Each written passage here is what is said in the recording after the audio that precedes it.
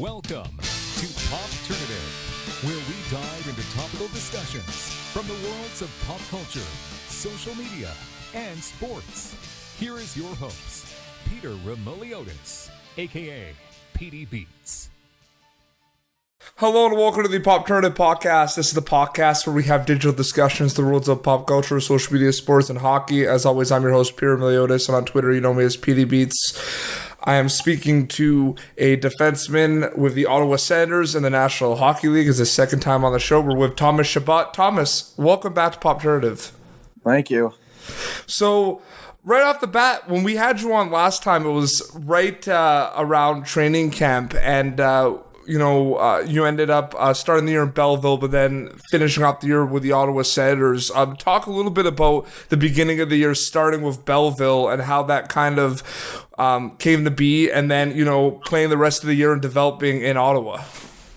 Yeah, you know what? It was pretty tough at first. Obviously, my goal, like I must have told you on the podcast last year, I think my goal was obviously to start the year in Ottawa and make an impact on the team and help them have another successful year. I think when I came last year to camp, they went to one goal away from the Stanley Cup final. So obviously my goal, but you know what? Those are things that happen in the hockey world, and they were coming back from a great year. They were confident in the lineup and the veterans that they had. So to go back down to Belleville, obviously it was tough. I didn't really know what to expect. Never had the chance to play down there at this level, and obviously we had some good players, some great players to play with in Belleville. But it was pretty hard. But then obviously got the chance pretty quick on getting called back up to Ottawa, and went on that West Canadian trip with those guys and had pretty good games, I thought. So left a good impression, which is always good, and that's always what you want. And obviously, a little later on this season, I learned a lot in Belleville, got a lot with the coaches, especially Paul Boutier, the defensive coach, which I work with in St. John. We did a lot of work down there for the next time that I got called up, to make sure that I would stay up there. What I find really interesting is you go in last year as a rookie to training camp, and you're still considered, an up-and-coming defenseman with the Ottawa Senators. You played over 60 games with them, but you're going in this year, just a year later, and you're kind of seen as one of the guys that maybe has to show a little bit more leadership for some of the young upcoming defensemen that are new to training camp. Have you ever thought about that, and how has that been, being kind of looked at as one of the leaders from the blue line?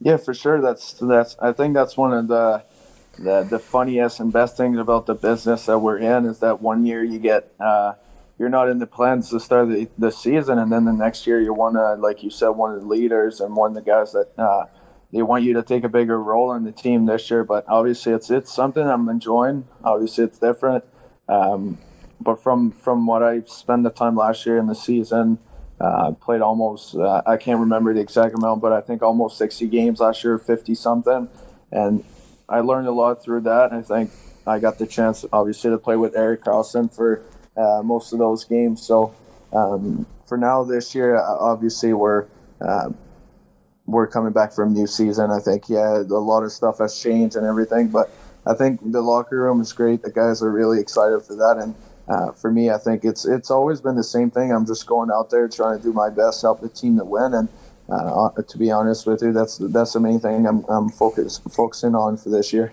Junior hockey is, of course, in the past. We're focusing on the NHL. You're focusing on your career moving forward. But you can't help and think about that monstrous season, that monstrous year you had a couple years ago with in the Quebec Mid-Junior Hockey League, with the Sea Dogs, the World Juniors, all of that. I mean, is that something that's something that I asked you last time you were on, bringing that to camp? I think you said, you're bringing those experiences, but I'm sure you're always going to bring that year with you, whether it's 2 years down the road, 3 years down the road. Have you ever thought about how big that year was for you, Thomas?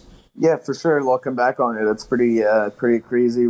Actually, my dad and I were talking about it in the summer, and no, it was a great year. Obviously, everything goes so fast that at the moment when it actually happens, you don't even realize it or think about it. But now looking back on it, obviously it was a great year to have the chance to be in the playing for the gold medal at one of the biggest junior tournament that you can participate in, and to end up the season on winning a championship, obviously that always sticks to you.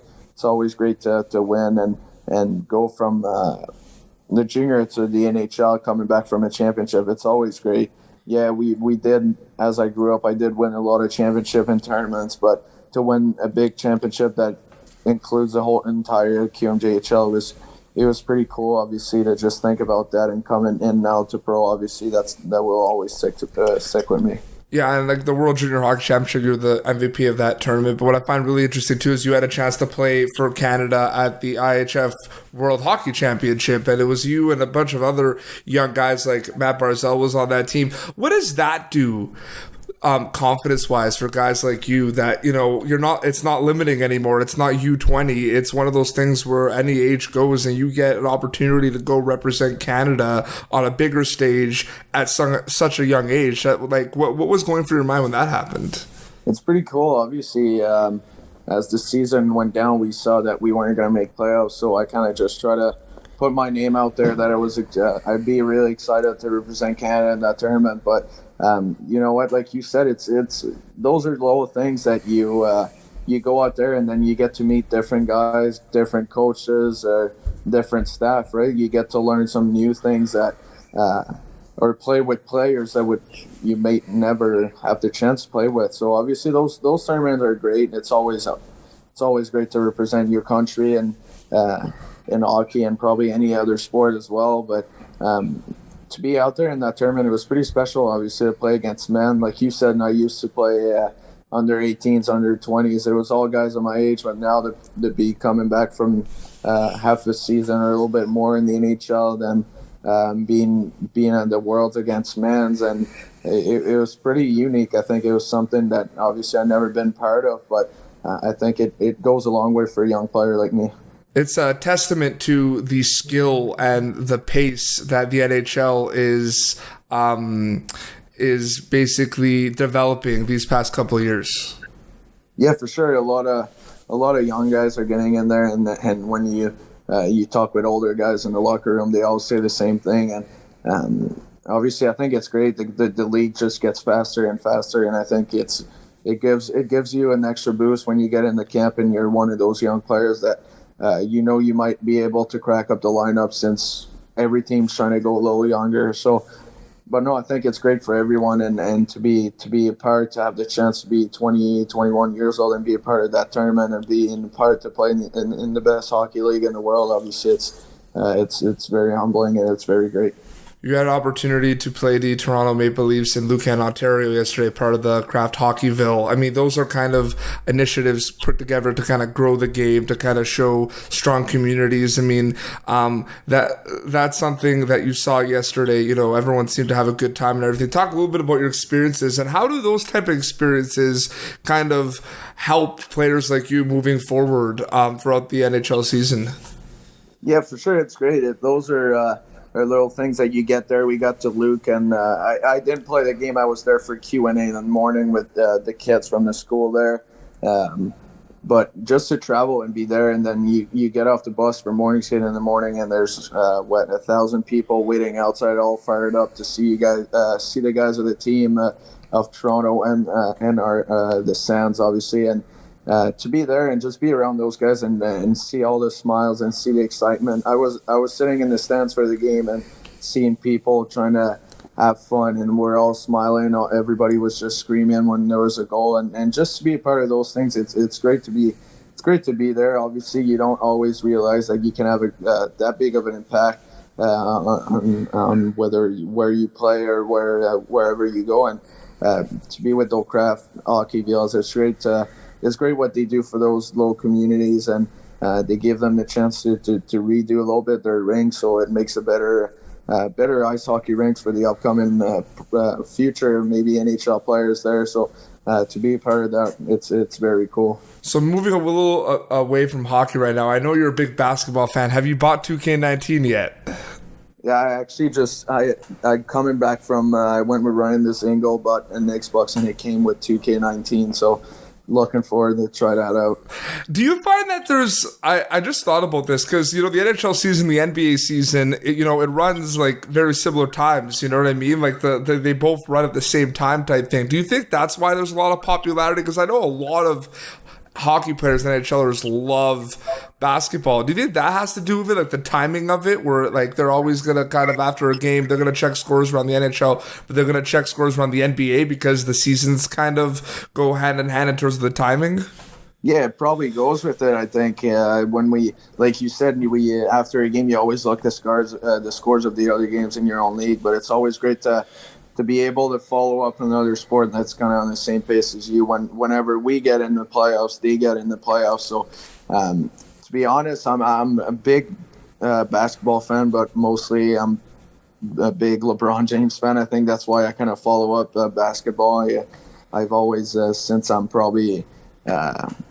I've been following more since I'm probably 17, but when I was a kid, my favorite player was LeBron James. I wasn't following as close as I am now, but no, obviously it's great. I really enjoy watching those guys. I think it's fun to see guys having so much success in a different sport, and obviously for me, it's always been a sport. I play in the summers during the summer with my buddies and in their just park in the park right beside my house, and we always have a lot of fun, so it's great for me. I enjoy watching that. Yeah, you can definitely see it. Like the people who follow you on social media, you're a big fan of basketball, so that's why I asked it. A couple quick more questions before we wrap up. I mean, you're kind of going through, I just wanted to mention, Brady Tkachuk, because you're kind of, you kind of went through that, you know what I mean? A highly touted prospect coming in, a lot of media attention and everything. Brady's kind of going through that right now. What advice are you able to kind of give Brady? Have you been kind of, because you're kind of going through what he's going through of all the hype and everything. Is there anything you were able to tell him in terms of kind of maybe easing nerves or kind of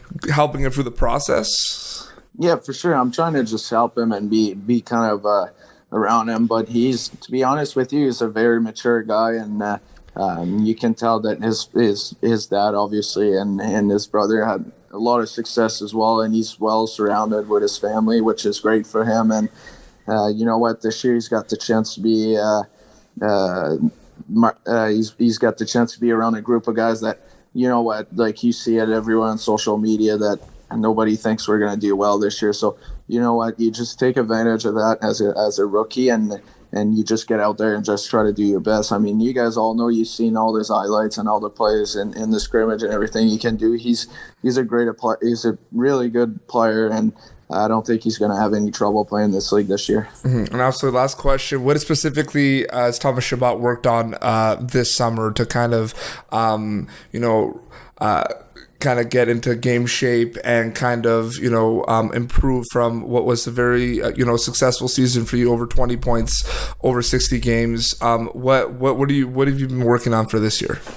I just try to work a lot on getting stronger in battle, whether it's in front of the net or in the corners. I tried a lot on that, not necessarily gaining weight, but just being a little stronger, a little heavier on my stick and stuff like that. But obviously, we during the summer, I have the chance to be working out with great hockey players back in Quebec, and just be around those guys. It just makes you push yourself, and you see how much success they're having, and you're in the gym every day at the same time as those guys. So I try a lot to skate on the ice, get my skills better. Obviously, it's never good enough, and I'm focusing on those things. But I put a lot of work in this summer, and it's been, a week and a half now at training camp, and I feel really good out there, which is a good sign. Absolutely. Well, Thomas, thank you so much for coming back on the show. I really appreciate it. I know you're really busy now with training camp and everything. Any closing remarks, anything to say to our listeners or viewers before we wrap up? Yeah, for sure. I think I'd say good job to you. I think it's great to be I actually follow a bit of your podcast sometimes, and it's pretty good to see all the work you put in, and to all the fans, follow this guy, follow him up. Thanks, man. I appreciate it. Well, this has been Popternative, youtube.com/Popternative for all the video episodes. For the audio episodes, you go to Spotify or iTunes. Until next time, this is Thomas Chabot at Peter Beats signing off. Thank you for tuning in to Popternative.